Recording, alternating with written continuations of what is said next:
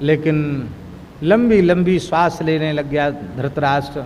बेटा क्या कहें, मैं अंधा हूँ, प्रारब्ध मेरा साथ नहीं देता है, तुम भी ऐसे ही हो।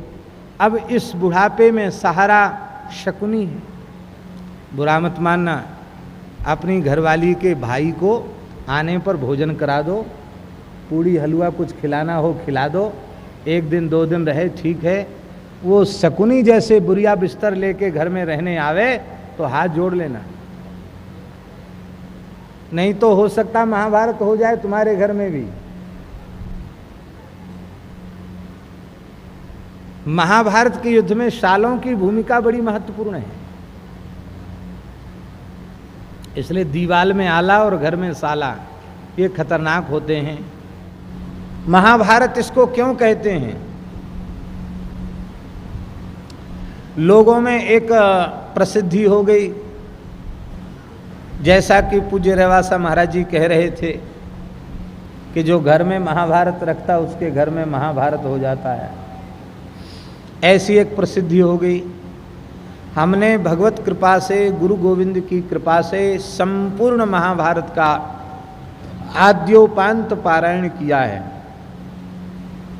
उसके खिल भाग हरिवंश के सहित और जैमिनी अश्वमेध पर्व के सहित जो भी महाभारत वर्तमान समय में उपलब्ध है उस संपूर्ण ग्रंथ का भगवत कृपा से हमने पारायण किया। लेकिन हमने यह कहीं वाक्य नहीं पढ़ा कि जो महाभारत की कथा कहता है, महाभारत की कथा सुनता है, अथवा जिसके घर में महाभारत ग्रंथ विराजमान होता है उसके यहाँ कलह हो जाता है। महाराज, महाभारत में लिखा है केवल महाभारत की पोथी जिस घर में विराजमान होती है उस घर में कभी कोई झगड़ा झंझट नहीं होता, वहाँ रहने वाले लोग मोक्ष को प्राप्त कर लेते हैं। लिखा है उसकी हथेली पर विजय होती जिसके घर में महाभारत होती है। इससे श्रेष्ठ ज्योतिष शास्त्र कोई नहीं है, इससे श्रेष्ठ कोई पूर्व मीमांसा शास्त्र नहीं है, इससे श्रेष्ठ कोई उत्तर मीमांसा शास्त्र नहीं है, इससे श्रेष्ठ कोई व्याकरण शास्त्र नहीं है, इससे श्रेष्ठ कोई छंद शास्त्र नहीं है, इससे श्रेष्ठ कोई निरुक्त शास्त्र नहीं है, इससे श्रेष्ठ कोई शिक्षा शास्त्र नहीं है, इससे श्रेष्ठ कोई कल्प शास्त्र नहीं है। कौन सा ऐसा धर्म है जिसका वर्णन इसमें न हो? नहीं, अद्भुत ग्रंथ है। अब एक कहावत है, हाथ कंगन को आरसी क्या। आप स्वयं श्रवण करेंगे तब आप समझेंगे। लोगों को लगता है 1 महीने का समय बहुत अधिक है, जैसे भागवत जी के लिए 7 दिन का समय अपर्याप्त है फिर भी सप्ताह कथाएं होती हैं, जैसे भागवत की सप्ताह कथा की मर्यादा का निरूपण है, ऐसे ही महाभारत ग्रंथ में महात्म्य में लिखा हुआ है कि हर मनुष्य को प्रत्येक चातुर्मास में महाभारत का पारायण करना चाहिए और महाभारत की कथा सुननी चाहिए। हर भारतवासी को, हर आस्तिक मनुष्य को प्रतिवर्ष महाभारत की कथा सुननी चाहिए। और महाभारत का समय निश्चित है, 4 महीने में पारायण होना चाहिए और 4 महीने में कथा होना चाहिए। आषाढ़, सावन, भादों और आश्विन, ये 4 महीने हैं महाभारत की कथा के लिए, प्रतिवर्ष निश्चित हैं ये। इनमें महाभारत का पारायण होना चाहिए। अद्भुत ग्रंथ है महाभारत।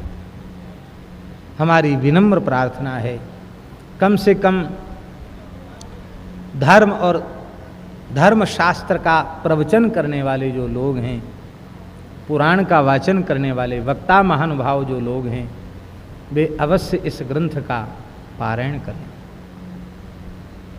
अवश्य करें। हमारी प्रार्थना है सब लोग अपने घर में महाभारत की पोथी विराजमान करें। लिखा है महाभारत जिसके घर में है उसकी कभी पराजय नहीं हो सकती, उसके घर के सारे दोष समाप्त हो जाते हैं। वास्तु दोष, ग्रह दोष, नक्षत्र के दोष, सारे दोष समाप्त हो जाते हैं।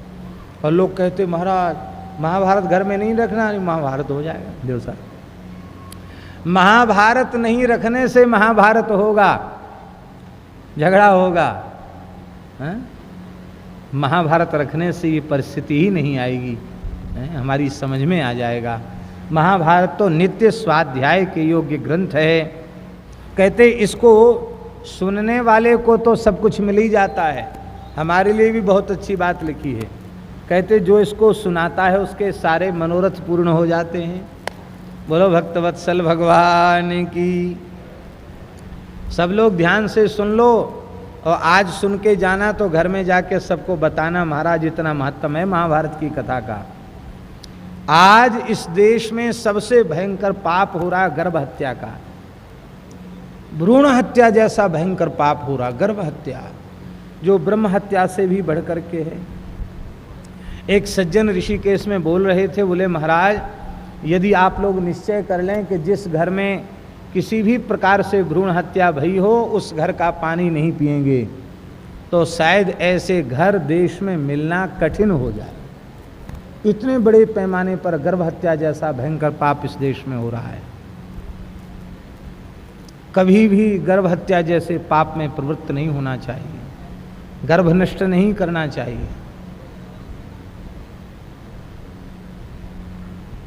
कथनचित किसी व्यक्ति के द्वारा जाने अनजाने किसी विशेष परिस्थिति में भ्रूण हत्या जैसा पाप हो गया हो, वो भी महाभारत सुन ले तो उसके भ्रूण हत्या का पाप नष्ट हो जाएगा।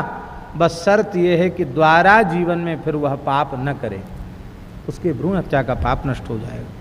नहीं महाराज, भ्रूण हत्या का बड़ा भयंकर पाप का वर्णन किया गया है।